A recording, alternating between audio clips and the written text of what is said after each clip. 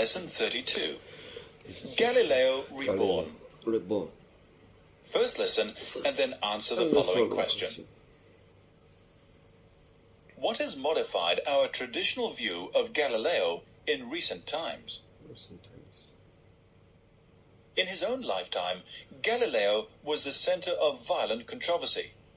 But the scientific dust has long since settled, and today we can see even his famous clash with the Inquisition in something like its proper perspective. But in contrast, it is only in modern times that Galileo has become a problem child for historians of science.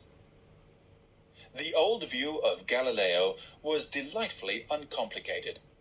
He was, above all, a man who experimented, who despised the prejudices and book learning of the Aristotelians, who put his questions to nature instead of to the ancients, and who drew his conclusions fearlessly. He had been the first to turn his telescope to the sky, and he had seen there evidence enough to overthrow Aristotle and Ptolemy together. He was the man who climbed the Leaning Tower of Pisa and dropped various weights from the top, who rolled balls down inclined planes, and then generalized the results of his many experiments into the famous law of free fall. But a closer study of the evidence, supported by a deeper sense of the period, and particularly by a new consciousness of the philosophical undercurrents in the scientific revolution, has profoundly modified this view of Galileo. Today, although the old Galileo lives on in many popular writings, among historians of science, a new and more sophisticated picture has emerged.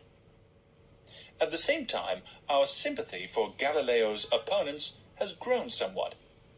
His telescopic observations are justly immortal.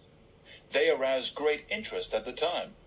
They had important theoretical consequences, and they provided a striking demonstration of the potentialities hidden in instruments and apparatus.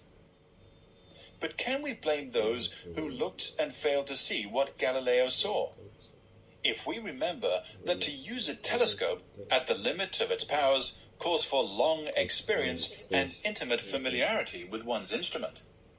Was the philosopher who refused to look through Galileo's telescope more culpable than those who alleged that the spiral nebulae observed with Lord Rosse's great telescope in the 1840s were scratches left by the grinder?